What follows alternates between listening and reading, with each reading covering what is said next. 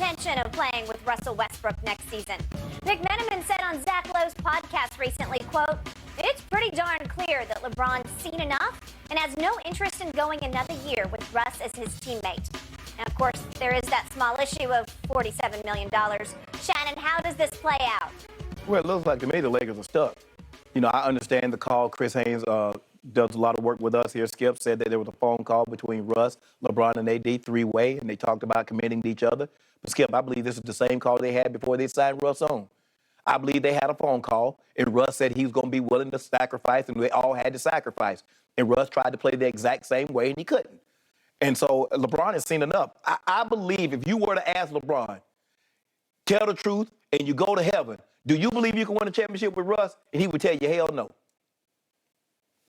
I believe he believes. I believe LeBron James knows he cannot win a title with Russell Westbrook as a primary character in his movie. So you go to heaven by saying hell no, right? Yes, tell the truth. You got to tell the truth. Got it. Yeah. You got okay. That's how adamant and emphatic. Okay. Look, Jeannie and Rob does not seem to be that enthused with parting with 27 and 29 first-round picks because they say LeBron is not going to be here then. They say this is going to be our future. And most teams want those picks to be unprotected because if you don't have stars, Skip, and that pick is unprotected, who knows? That might be anywhere between a top 5 pick, could be number one. And it could be several number one overall picks. So for me, Skip, look, I believe LeBron would love for Russ to move on. I just don't know how they make that happen. Now, I just reading somewhere where they say they re-engaged with Indiana trying to get Buddy Hield. Maybe it's a THT and maybe it's something else, Skip. I don't know. But this is what I do know. I didn't believe it would work from the beginning, and I'm even less enthused now that it will work. Even healthy AD, even healthy LeBron, I do not believe this team can win a title with Russell Westbrook on it.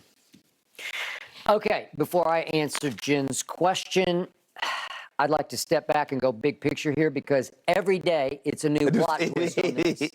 To the point, I don't know what to believe. Right.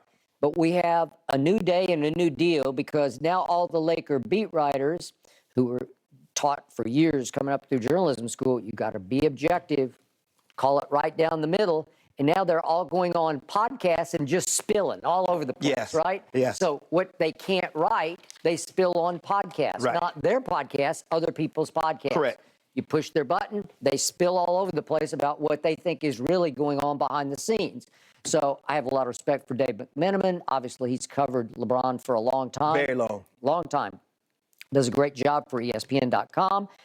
And when he goes pretty darn clear that LeBron has seen enough and has no interest going another year with Russ as a team. No interest. Yeah. Well, okay, I want to take that to my bank, but I love Chris Haynes, and he is plugged in now.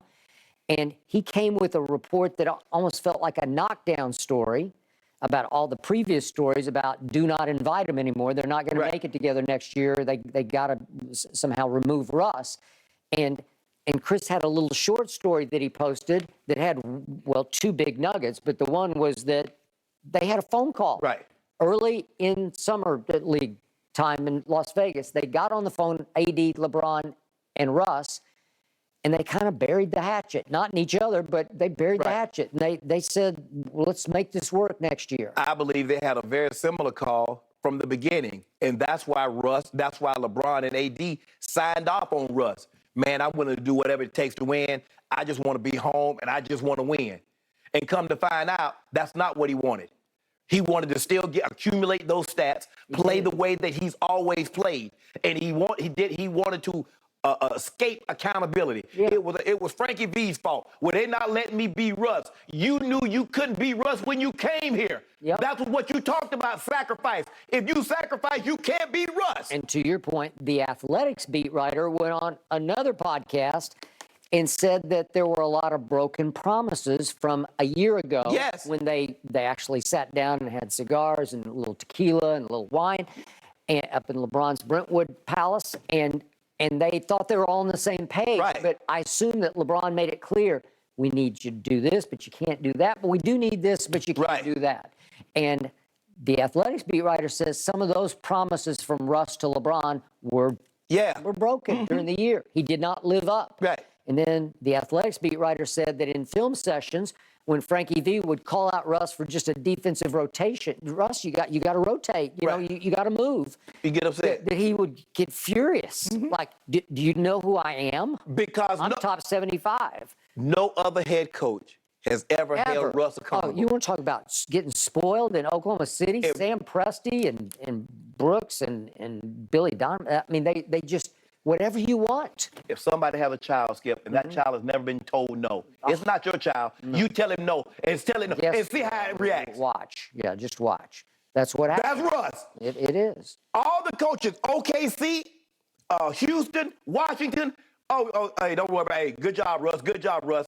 And the moment you try to hold his feet to the fire, promises like pie crust, Skip, thin and easily broken. You'll say a lot of things to get to where or get what you want.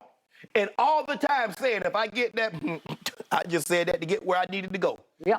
He said everything LeBron and AD wanted to hear to get his butt to LA, knowing damn well he had no sense, was not going to hold true to anything. I agree.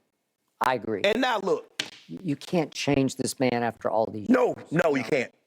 So that brings us to the new sheriff in town, the new coach, Darvin Ham, who said on another podcast, I think yesterday, a couple of days ago, he was trying to defend the whole notion of having Russ on the team. He said, I'm like, that's one of the things that got me excited about this job was coming for Russ.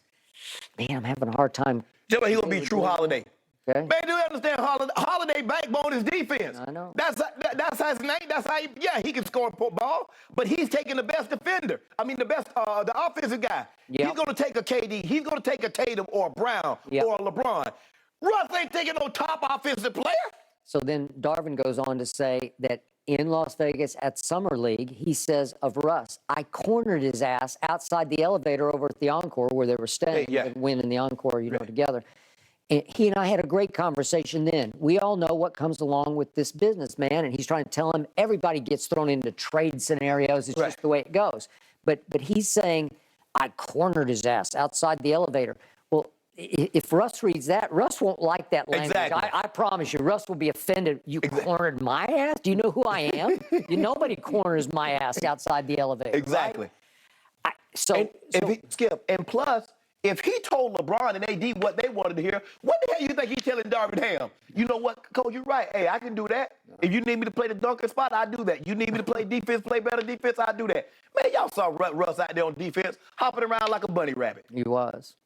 So in the end, I don't see a way out from under Russ, and whether LeBron likes it or not, and he clearly, according to McMenamin, does not like it. He's stuck like a brother in the elevator. Stuck. Got to figure it back out. And it's, as the Athletic beat writer concluded, it's only going to get uglier. Yeah. Okay. Way to go. The drama continues. All right, guys, moving on. Let's talk a little Tom Brady.